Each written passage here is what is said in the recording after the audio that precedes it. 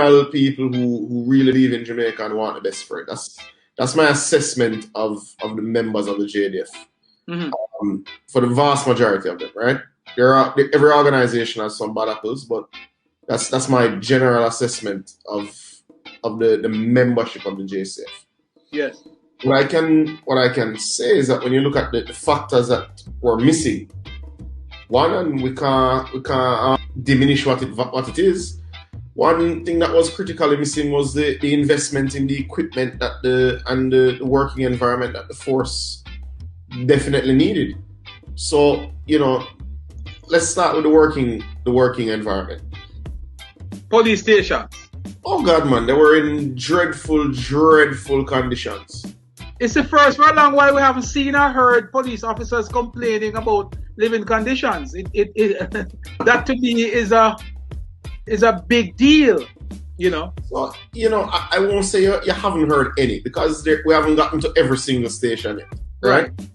And if you're one of the officers in one of the stations that we haven't gotten to yet, you may even feel like left out. But I think the commitment and the investment into the stations that we've made already should at least confirm to you that it's coming. It's coming, right. We've done work, some level of work, on way over 100 police stations, right? But the numbers as it relates to, total overhaul is close to 90 police stations at varying levels of completion. Now, that means every single parish, every single police division has benefited from massive infrastructural upgrades. Now, that is a feat that hasn't happened in any other administration. That would have happened since 2016 to now, and we're seeing that the momentum coming from that space, because you're seeing the new face of the JCF emerging as one of, with the infrastructure changing right in front of your eyes. And that's particularly important because that's where citizens interact with the police force. So if you have decrepit old buildings that, falling down on themselves, A, it's demotivating to your officers. And then B, it doesn't give any confidence to the public to say this is where I should come and interact, and yes, I can be comfortable engaging with the security forces here. Now, that matters because you have to make sure that people are comfortable to be able to report. You have to ensure that all citizens are able to access the stations, especially the disabled.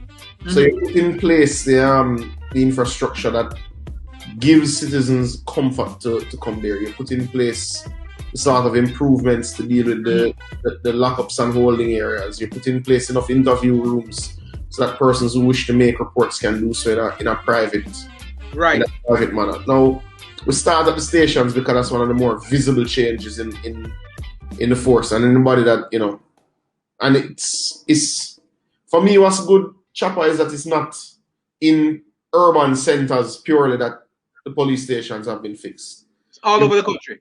It's all over the country. There's no parish that hasn't benefited. There's no police division that hasn't benefited, and the work continues. I mean, we have more being scoped now.